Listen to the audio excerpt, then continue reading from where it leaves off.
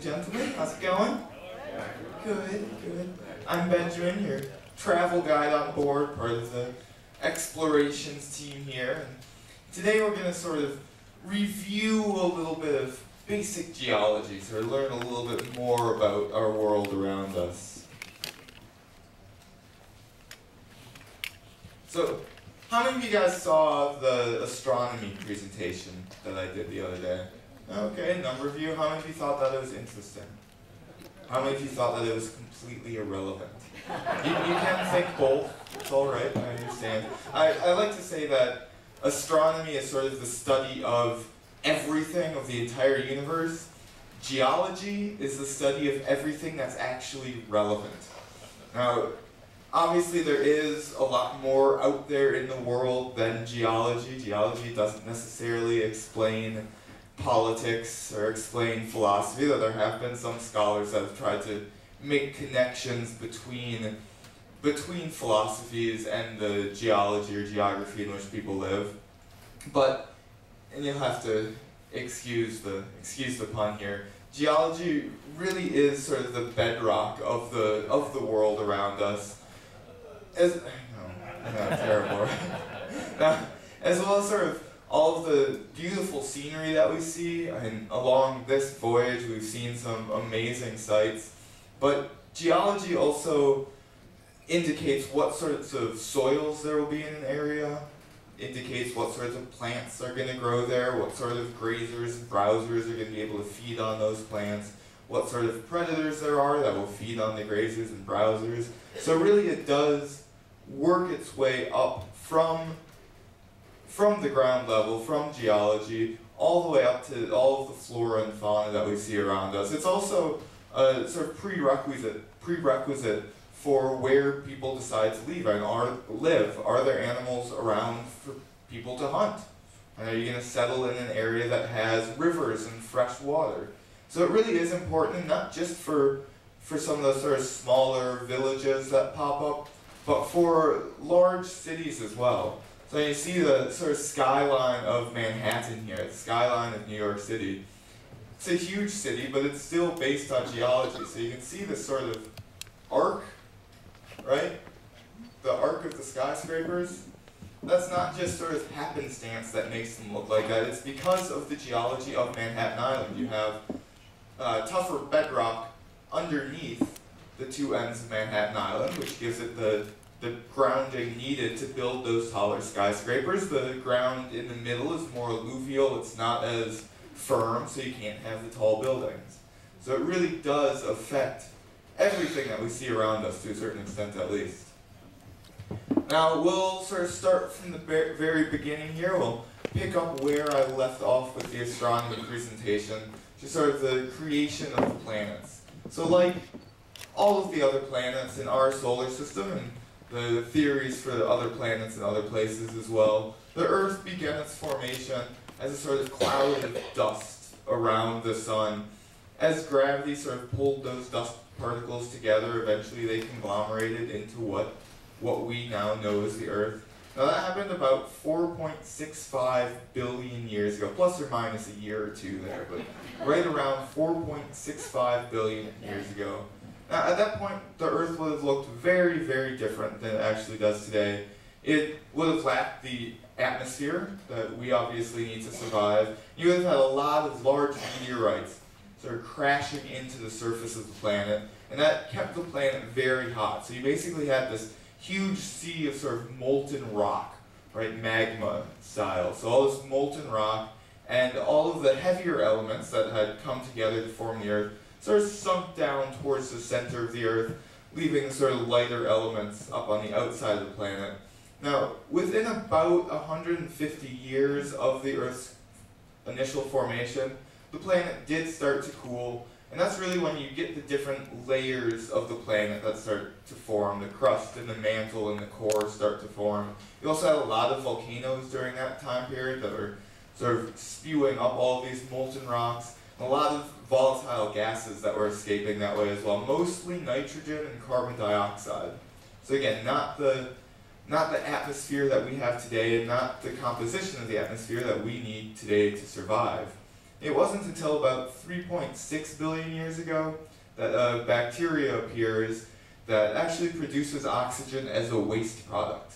Right? So it's changing the atmosphere, and over time that builds up, changes the atmosphere enough that you do end up with an oxygen-rich atmosphere like we have today. So that was 3.6 billion years ago. It took another 3 billion years for multicelled organisms to actually appear on the planet. So 3 billion years from those first oxygen-producing bacteria until we get organisms with more than one cell. So I mentioned the crust, the mantle, the core of the planet. These are the basic sort of structures of the Earth, right? Now, the Earth is almost, but not quite round. The points at the equator are slightly further from the center of the planet than points at the poles. The circumference of the center of the planet is around 40,000 kilometers, around 25,000 miles.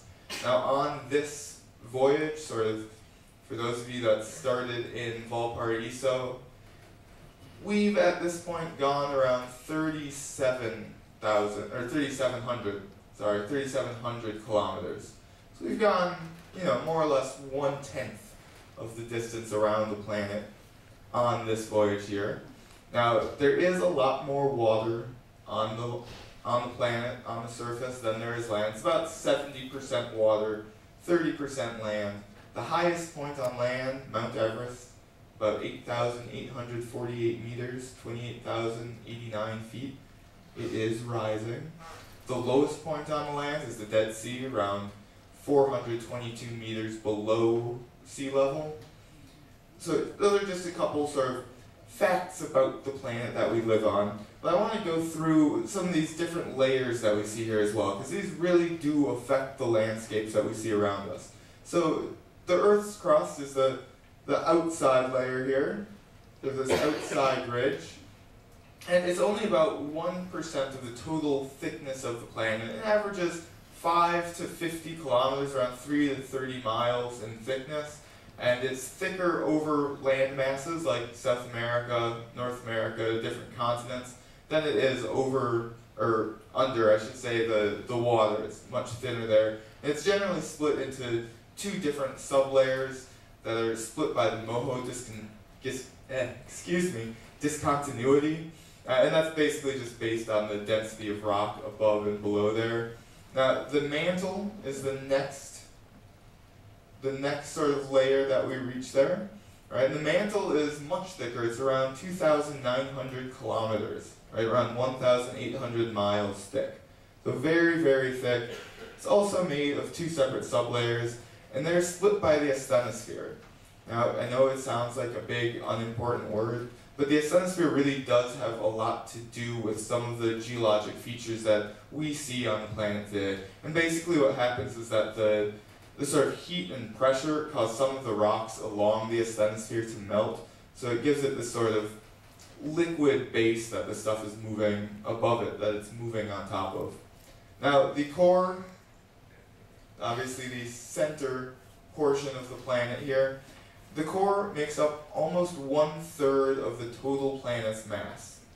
So it is very large, very heavy. It has a diameter of about 6,950 kilometers. Very, very hot. Temperatures average 2,000 to 5,000 degrees Celsius, around 3,600 to 9,000 degrees Fahrenheit. Very, very hot at the center there. The outer core is liquid, mostly made of iron and nickel. The inner core is solid, and it's thought that the counterclockwise sort of rotation of the outer molten core is actually one of the main causes for the Earth's magnetic field, and as well as then where the location of the North Pole is. But that rotation actually switches every 1 million years or so. So the Earth's magnetic field does actually switch north and south, sort of switch around. The magnetic field right now has been decreasing for about 1,000 years. The strength of the magnetic field has been decreasing. It seems like it might be decreasing at an increased rate. Scientists are a little bit unclear of exactly the time periods involved, exactly what that means for a switching of the poles. You have a number of people that, it's about these sort of apocalyptic versions of what will happen if the North and South poles switch right now. But we really don't know. It's one of those scientific uncertainties at the moment.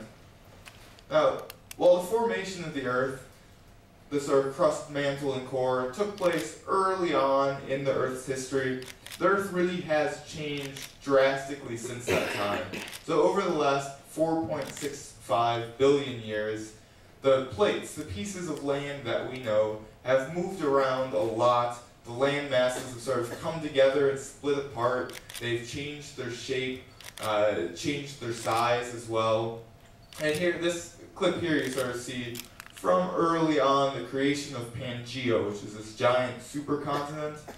And then as it splits apart, forming the continents as we see them today. But none of this was really understood until fairly recently.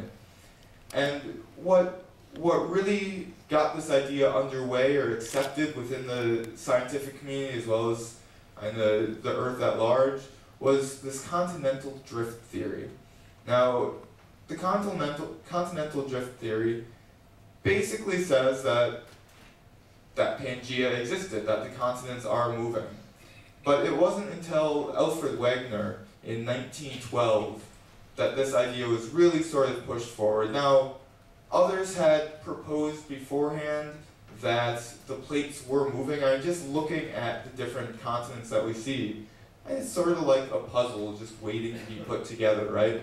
And you can see how they sort of fit together with one another there. But Wegener was the first one to use biology as proof of his theory. So he showed that fossils from parts of West Africa over here actually matched the fossils in South America. That they must have at one point been together. Now, even with this sort of biological proof to the theory that the continents drifted, it wasn't really commonly accepted until about the 1950s. It was in the 1950s that plate tectonics was sort of proposed as the means by which continental drift could actually take place. So the theory of plate tectonics basically just says that the Earth is made up of all of these plates. Right, so you can see them outlined here, all of these various plates of land, and that these are constantly in motion, that they're moving not only in the past, but that they're still moving today. Now, there's no general consensus within the scientific community on the exact number of plates involved. You typically have between 6 and 10 different continental plates, with a number of sort of smaller plates in between that help to form the rest of the other crust there. But they do roughly sort of correspond with the continents that we see today. And remember, they are moving. That's one of the key elements of plate tectonics as well as continental drift theory. So let's just go back to this idea of Pangaea here and how the Earth gained the form that we see today. So Pangaea was this giant supercontinent. The last time that all of the continents were sort of together, that was about 300 million years ago. Now, this wasn't the first time that all of the continents had been together, and over 4.65 billion years, they'd sort of come together and come apart, come together and come apart. So this is the last main supercontinent that we see here. But by about 200 million years ago, Pangaea had started to break apart. And initially it formed two subcontinents. And they're Laurasia to the north, right, and then Gondwana down to the south. These were separated by the Tethys Sea, or Tethys Ocean, in between them here. Now, by the end of the Jurassic period, which is about 135 million years ago, Laurasia and Gondwana had also begun to split apart. Laurasia,